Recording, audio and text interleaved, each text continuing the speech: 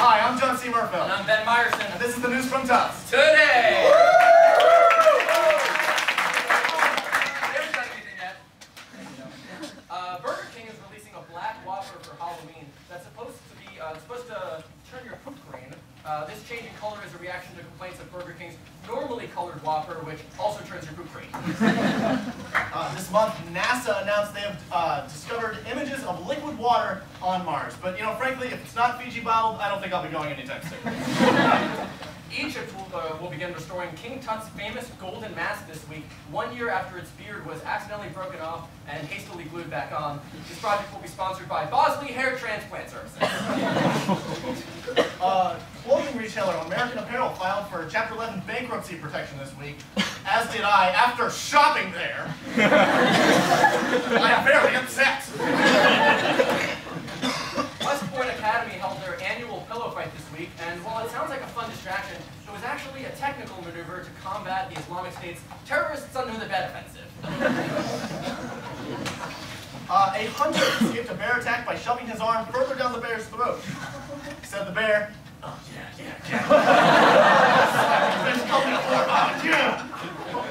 Before proceeding to roll over and fall asleep without cuddling. Bears these days, let me tell you. They're all taken. They're all... A video emerged of a French bulldog scaring off 3 bears in California, which is especially impressive considering the bulldog didn't even have an arm to gag the bear with. In carpet news, someone spilled Dr. Pepper. Not pointing any fingers. Not pointing any fingers. Not pointing thumbs, it was me. A woman in Florida had her eyes stuck shut after a week after her friend mistook glue for eye drops. The woman mistook her friend for being a competent human being. A U.S. airstrike appears to have targeted a hospital run by Doctors Without Borders in northern Afghanistan. To be fair, without the borders, it's hard to tell the difference between the Taliban and a hospital. In a landmark decision this past June, the Supreme Court ruled in favor of legalizing gay marriage in all 50 states. All right.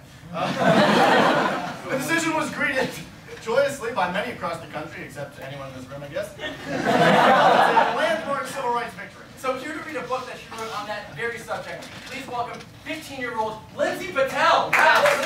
An author of 15.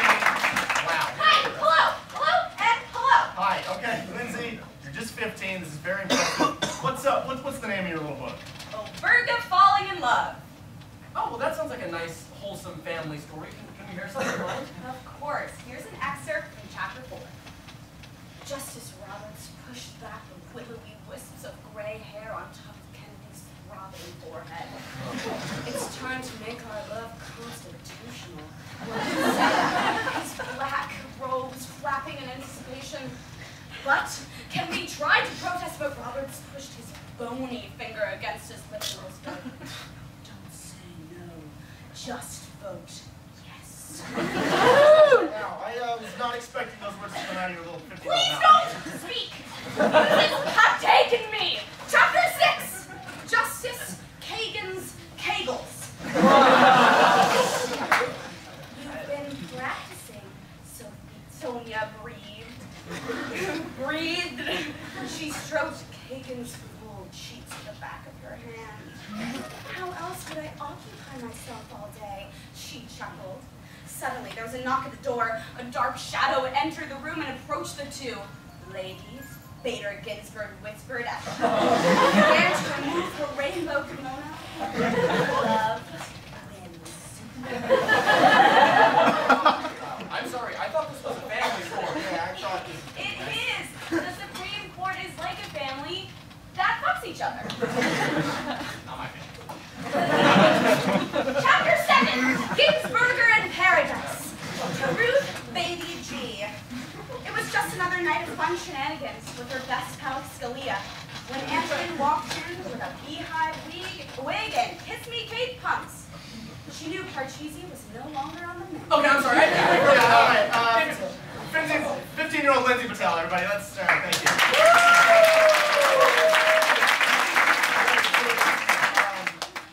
In local politics, this month saw the Tufts campus abuzz amid several hotly contested open seats for the TCU Senate. Since the election, our lives have been noticeably different.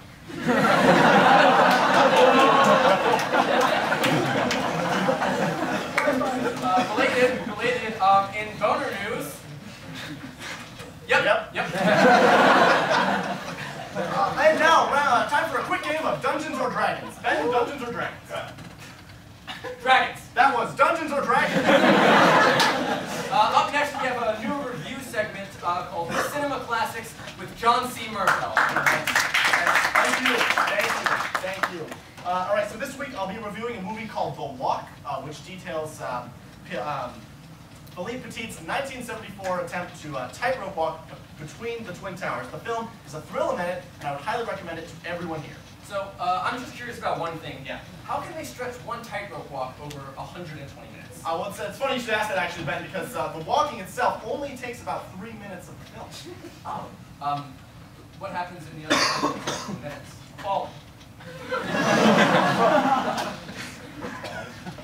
Falling? He falls. In minute 3. Until minute 120. How can it possibly take that long? Oh, Ben, the Twin Towers are extremely tall in this film. This isn't your average, everyday, Wile E. Coyote. You don't look down, and you don't fall until you look down type thing. It is intense. Oh, I'm just confused about how they could keep 117 minutes of falling interesting. All right, picture this. New York City. He's a quarter mile up, the ground is a quarter mile down, the wind is rushing through Petit's ears, deafening him, even to the sound of his own blaring heartbeat. Okay, but he's not falling the whole time, right? There's got to be a flashback or something. Yes, actually, there is one flashback to right when he first falls. The flashback So I guess, so he falls for 117 minutes. 117. What happens at minute 120? Lands. Lands. What is that like? A 15-minute slow motion 3D interactive montage of bone, blood, organs, and tissue bouncing off the pavement like a basketball full of body parts would bounce.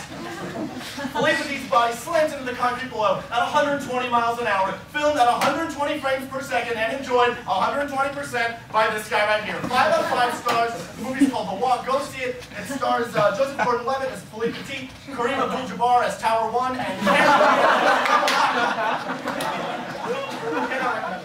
Okay, well, you heard it here first. That was Cinema Classics with John C. Merfeld. and Ben C.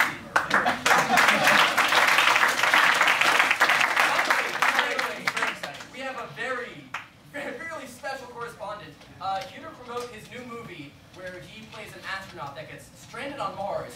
It's called The Martian. Please, I can't believe we got him. Please welcome Matt Damon. Matt Damon. I built a zoo.